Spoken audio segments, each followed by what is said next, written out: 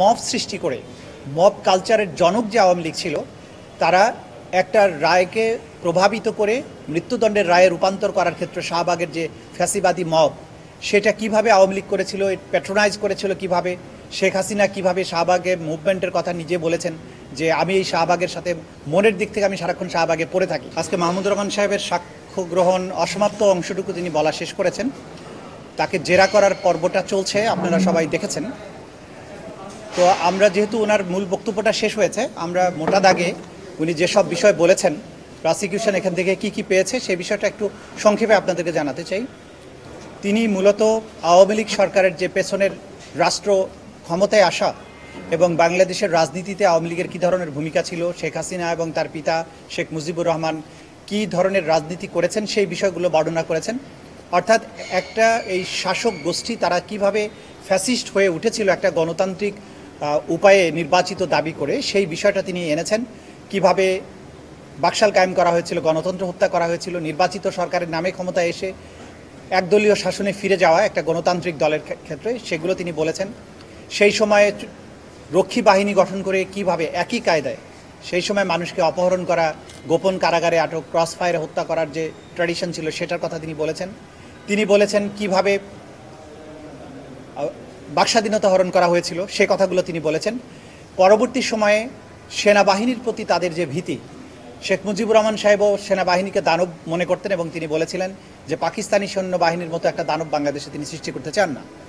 একইভাবে শেখ হাসিনা সরকারও যে সেনাবাহিনীকে কোনো সময় ভালো চোখে দেখেন না, সেই বিষয়গুলো তিনি ঐতিহাসিক দৃষ্টান্তগুলো টেনে এনেছেন। পার্বত্য চট্টগ্রামে সেনাবাহিনীর যে ভূমিকা ছিল সেটার বিরুদ্ধে ভারতকে খেপিয়ে তোলা এবং ভারতের মাধ্যমে সেনাবাহিনীর বিরুদ্ধে কথা বলা, এই কাজগুলো তিনি করেছেন বিভিন্ন সময়ে। পরবর্তী সময়ে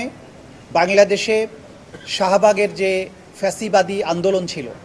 যে একটা নিয়মতান্ত্রিক রাষ্ট্রে বিচার ব্যবস্থা যেভাবে চলছিল সেইখানে সেই বিচার ব্যবস্থার মধ্যে অনেক ত্রুটি বিচ্যুতি থাকার পরেও মব সৃষ্টি করে মব কালচারের জনক যে আওয়ামী লীগ ছিল তারা একটা রায়কে প্রভাবিত করে মৃত্যুদণ্ডের রায়ে রূপান্তর করার ক্ষেত্রে শাহবাগের যে ফ্যাসিবাদী মব সেটা কিভাবে আওয়ামী লীগ করেছিল, প্যাট্রোনাইজ করেছিল কিভাবে, শেখ হাসিনা কিভাবে শাহবাগের মুভমেন্টের কথা নিজে বলেছেন যে আমি এই শাহবাগের সাথে মনের দিক থেকে আমি সারাক্ষণ শাহবাগে পড়ে থাকি, এবং তার বিভিন্ন মন্ত্রীরা কিভাবে এটাকে ফ্যাসিলিটেট করেছিলেন সেই কথাগুলো তিনি নিয়ে এসেছেন। তিনি আরও বলেছেন যে কিভাবে বিচার বিভাগকে তার ইচ্ছা পূরণের হাতিয়ার হিসাবে ব্যবহার করা হয়েছিল, কিভাবে দলীয় বিচারকদেরকে পদোন্নতি দেওয়া হয়েছে, মামলার রায় নিজের পক্ষে নিয়ে এসে পরবর্তী সেই সব বিচারককে পদোন্নতি দেওয়া, প্রধান বিচারপতি বানানো, এই কাজগুলো আওয়ামী লীগ সরকার করেছে। কিভাবে আন্তর্জাতিক অপরাধ ট্রাইব্যুনালকে ব্যবহার করে প্রতিপক্ষকে দমন করার চেষ্টা করা হয়েছে সেগুলো তিনি বলেছেন। এবং সকল কিছুর উপরে নিয়ন্ত্রণ প্রতিষ্ঠার পরে শেখ হাসিনা যখন বুঝতে পেরেছেন যে তিনি ইচ্ছা করলেই বাংলাদেশের নির্বাচন ব্যবস্থাকে কুক্ষিগত করতে পারেন, একদলীয় নির্বাচন করতে পারেন, তখন তিনি পরপর 3টি সাধারণ নির্বাচনকে ইচ্ছে মতো সাজিয়ে নিয়ে তিনি তিনবার নির্বাচিত হয়েছেন বলে ঘোষণা করে বাংলাদেশের ক্ষমতার মসনদ তিনি দখল করে বসেছিলেন। এই যে তার একটা ফ্যাসিবাদী রেজিমের উত্থান, কিভাবে সেটাকে ফুলে ফেঁপে বড় হয়ে ওঠা, তারপরে কিভাবে সেনাবাহিনীর অফিসারকে র্যাবে পোস্টিং দিয়ে তাদেরকে দিয়ে খুন করানো,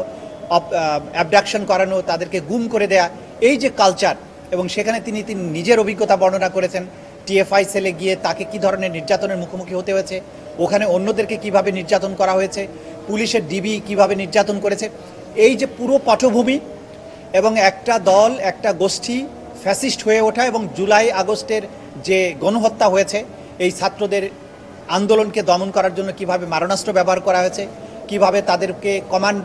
দিয়ে পুরো বাহিনীকে ব্যবহার করে তাদেরকে লিথাল ওয়েপন ব্যবহার করে নির্মূল করার চেষ্টা করা হয়েছে, এই পুরো প্রেক্ষাপট তিনি তার সম্পূর্ণ বক্তব্যের মধ্য দিয়ে নিয়ে এসছেন। এবং এর মধ্য দিয়ে তিনি এই মামলার সামগ্রিকতাকে তিনি তুলে ধরেছেন। তিনি একজন চিন্তাবিদ হিসাবে, সাংবাদিক হিসাবে, লেখক হিসাবে, ইতিহাসবিদ হিসাবে আওয়ামী লীগের পেছনের ইতিহাস, বর্তমান ইতিহাস এবং জুলাই আগস্টের প্রেক্ষাপট তিনি তুলে ধরেছেন, এবং কিভাবে তারা ফ্যাসিবাদী হয়ে উঠে কতটা নৃশংস হতে পারে, এবং জাতিসংঘের রিপোর্ট, ইউরোপীয় ইউনিয়ন, আমেরিকান রিপোর্ট সব কিছু পর্যালোচনা করে তিনি দেখিয়েছেন যে জুলাই আগস্টে ঘটে যাওয়া যে মানবতা বিরোধী অপরাধ সেটা ছিল ওয়াইড স্প্রেড, সিস্টেম্যাটিক, শেখ হাসিনার কমান্ডে এটা হয়েছিল, একটা কমান্ড স্ট্রাকচার ফলো করে এটা হয়েছিল, পুরোটাই ছিল সুসংগঠিত। এই সমস্ত জিনিস তিনি সাক্ষ্য হিসাবে আদালতে উপস্থাপন করেছেন, এবং আমরা মনে করি যে তার এই সাক্ষ্য শেখ হাসিনার অপরাধ প্রমাণের জন্য বা আসামিদের অপরাধ প্রমাণের জন্য একটা গুরুত্বপূর্ণ দলিল হয়ে থাকবে, ঐতিহাসিক সাক্ষী তিনি দিয়েছেন। আর বাকিটা তো আদালত পর্যালোচনা করে সেই ব্যাপারে তাদের অভিমত জানাবেন। এটাই ছিল আজকের দিনের মোটামুটি বক্তব্য।